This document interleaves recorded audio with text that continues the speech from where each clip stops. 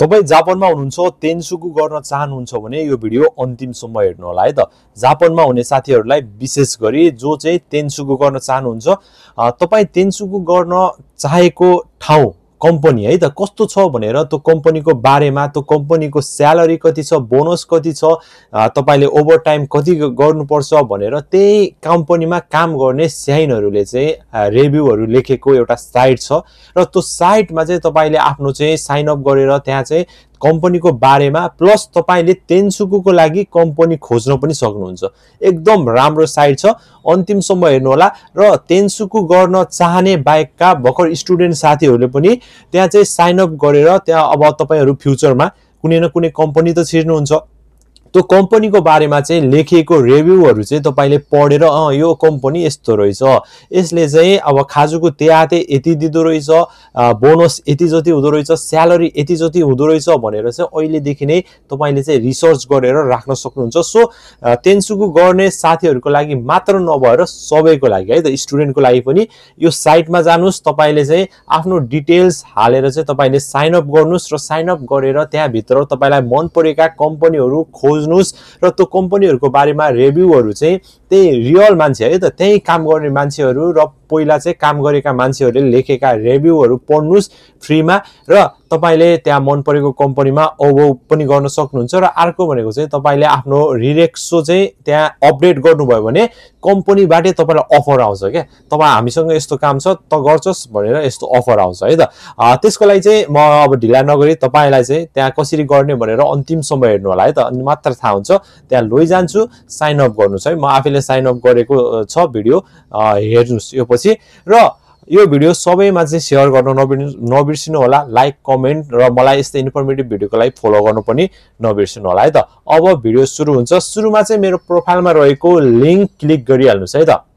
त्यहाँ jonginfojapan.com छ, त्यहाँ क्लिक गरेपछि अब यस्तो इन्टरफेस आउँछ। अब भिडियो सुरु हुन्छ।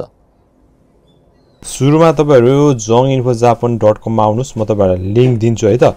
अनि तपाईहरु आएपछि चाहिँ यहाँ हेर्नुस् है इंग्लिश भन्ने छ, यो इंग्लिशमा चाहिँ तपाईहरुले चाहिँ क्लिक गर्नुस् है त। अब क्लिक गरेपछि तपाईले यहाँ देख्न सक्नुहुन्छ, यहाँ हेर्नुस् है त तेन्सुकु खाइगी भन्ने छ, यहाँ चाहिँ क्लिक गर्नुस्। अब यहाँ क्लिक गरेपछि तपाईले यहाँ देख्न सक्नुहुन्छ यस्तो इन्टरफेस। अब यहाँ चाहिँ तपाईले तल तल तल तल तल जानुस् र यहाँ हेर्नुस् है त यो हरियोमा चाहिँ खाइन्तौरुको भन्नेमा चाहिँ क्लिक गर्दिनुस्। यति गरेपछि तपाईले चाहिँ अब यहाँ लगइन गर्ने ठाउँमा छ, यहाँ लगइन गर्ने ठाउँमा तपाईले आफ्नै मेल एड्रेस र पासवर्ड हाल्न सक्नुहुन्छ, नभए गुगल लाइन याहूबाट पनि लगइन गर्न सक्नुहुन्छ है त, तौरु गर्न सक्नुहुन्छ है त। यहाँ म चाहिँ पासवर्ड हाल्छु, तपाईहरु पनि पासवर्ड अनि पासवर्ड र मेल एड्रेस हाल्नुस् है त। र साइन अप गरेपछि चाहिँ तपाईको यस्तो इन्टरफेस आउँछ। यहाँ चाहिँ साखाइजिन गाकुसे भनेको छ, साखाइजिन लेख्नुस् है त। साखाइजिनमा चुज गर्नुस्, नेक्स्ट गर्नुस् र अनि यहाँ चाहिँ के छ भन्दा फेरि तपाईलाई चाहिँ तेन्सुकु ओ मायोतेरु यो चेक गर्नुस् है त। यहाँको एउटा अरु चाहिँ चुज गर्दा पनि हुन्छ है त, अरु चुज गर्दा नि हुन्छ। अनि नेक्स्ट गर्दिनुस्। अनि त्यसपछि चाहिँ नेन्स्यु कति छ भनेको छ, किबो तपाईले कति चाहनुहुन्छ भनेको छ। तेन्सुकु भनेको काम चेन्ज गर्नको लागि हो है त। अनि 500 भनेर लेखिदिन्छु मैले। अनि कहाँ काम गर्ने भनेको छ, एउटा तपाईले चाहिँ ठाउँ है त, ओसाका हुनुहुन्छ, आफ्नो कता के भन्ने कुरा चाहिँ लेख्नु होला है त। अनि के रिलेटेड काम गर्न चाहनुहुन्छ भन्नुस् है त भनेको छ। यहाँ चाहिँ आफुलाई मिल्ने है त, कोही फुदौसान, कोही चाहिँ अब खानेकुराहरुको फ्याक्ट्री कोजोहरुमा, कोही बैंकहरुको भन्ने छ, कोही आईटी छ। म चाहिँ आईटी मा चाहिँ क्लिक गर्दिन्छु, तपाईहरु पनि एउटा क्लिक गर्नुस् है, चुज गर्नुस् है त। अब यसमा चाहिँ अब आईटी भनेपछि गिजिचुके नै गर्दिन्छु। अनि यति गरेपछि चाहिँ अनि मैले चाहिँ सिस्टम ओपन के एउटा चुज गर्दिए है त। यति चुज गरेपछि तपाईले नेक्स्ट गर्दिन्छु है त, मैले पनि तपाईहरुले पनि नेक्स्ट गर्नुस् है त। अब यहाँ नेक्स्ट गरेपछि तपाईको चाहिँ केटाकेटी के हुनुहुन्छ तपाईको यहाँ लेख्नुस् है त, डेट अफ बर्थ लेख्नुस्। अनि त्यसपछि चाहिँ कहाँ हो बस्ने, अनि नेक्स्ट गर्नुस् है त।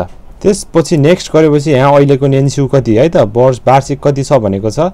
एउटा लेखिदिनुस् 400 भनेर लेखेँ मैले। अनि तेन्सुको अहिलेसम्म कतिचोटि गर्नुभयो भनेर भनेको छ। अनि तेन्सुकोमा तपाईले चाहिँ अब कतिचोटि गर्नुभयो अहिलेसम्म 0 खायो भने 0 खायो है त। अनि त्यसपछि चाहिँ तपाईँ के पढ्नु भएको छ, सेन्मन पढ्नु भएको छ भने यहाँ सेन्मन पनि छ, हेर्नुहोस् है यहाँ सेन्मन छ, चुज गर्नुहोस् दाइगाकु इन दाइगाकु है त दाइगाकु। अनि त्यसपछि चाहिँ अनि तपाईको चाहिँ यहाँ गाकको सोचियो एउटा लेखिदिनुस् 2020 है त 2020 को सानगाचुने भन्नुहुन्छ है त, सानगाचुने हुन्छ प्राय, सानगाचुने लेखिदिनुस्। अनि त्यसपछि चाहिँ तपाईले यहाँ गाकको है त एउटा गाकको नाम चाहिँ तपाईले यहाँ लेखिदिन सक्नुहुन्छ। एउटा दाइगाकुको नाम लेखे। अब तपाईहरुले पनि लेखेर नेक्स्ट गर्न सक्नुहुन्छ। अनि त्यसपछि यहाँ तपाईलाई चाहिँ तपाईको के छ अब स्किल भनेको छ। अब यहाँ तपाईले लेख्न सक्नुहुन्छ, एउटा चुज गरिदिनुस् है त। अनि त्यसपछि चाहिँ आफूसँग जे रिलेटेड छ त्यो यदि छैन भने पनि नलेख्दा हुन्छ है त, नेक्स्ट नेक्स्ट गरिदिनुस् है त। अनि त्यसपछि चाहिँ यहाँ चाहिँ अनि आफ्नो कम्पनी काम गर्ने कम्पनीको नाम चाहिँ लेख्नुस् है त। यहाँ तपाई कहाँ काम गर्नुहुन्छ अनि त्यसको कम्पनीको नाम लेख्नुस् अनि त्यसपछि नेक्स्ट गर्नुस् है त। आफ्नो कम्पनीको बारेमा है त नाम लेखेर अनि कहिले छिर्नु भयो भनेर लेखेपछि चाहिँ नेक्स्टमा चाहिँ क्लिक गरिदिनुस्। त्यो चेक गर्नुस्, यहाँबाट स्काउट आउन सक्छ है त तपाईको लागि कामको लागि। अनि नेक्स्ट गर्दिएपछि चाहिँ ओके 99% भइसक्यो है त। अब तपाईको चाहिँ अब यहाँ तपाईको नाम लेख्नुस्, एड्रेस लेखिदिनुस् अनि फोन नम्बर लेखिदिनुस् अनि तौरुको सुरुमा चाहिँ क्लिक गरिदिनुस् है त। यहाँ यति गरेपछि चाहिँ हुन्छ। यति भएपछि चाहिँ तपाईले तौरुको गरिसक्नु भयो है त। खाइन तौरुकोका खान्दिरुसी मास्ता भनेको छ।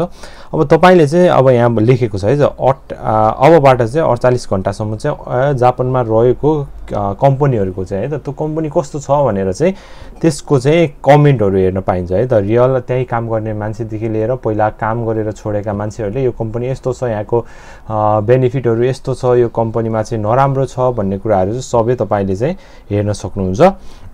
यति भएपछि चाहिँ ओके भयो है त। ल यति भए। थ्यांक यू सो मच अन्तिमसम्म हेरिदिनु भएकोमा। अब चाहिँ तपाईले तौरुको गरिसकेपछि त्यहाँ विभिन्न कम्पनीहरु हुन्छ, त्यहाँ सर्च गर्न पनि सक्नुहुन्छ, त्यसको रिभ्यू हेर्न सक्नुहुन्छ, कम्पनीहरुको बारेमा थाहा पाउन सक्नुहुन्छ र यसरी नै रिसर्च गर्नुस् है त। चलाउँदै जाँदा फेरि आफै थाहा पाउनुहुन्छ। एकचोटि ट्राई गरेर हेर्नु होला र तपाईलाई पनि राम्रो लाग्नेछ। Thank you so much. तपाईको भविष्य सुन्दर होस् जापानमा।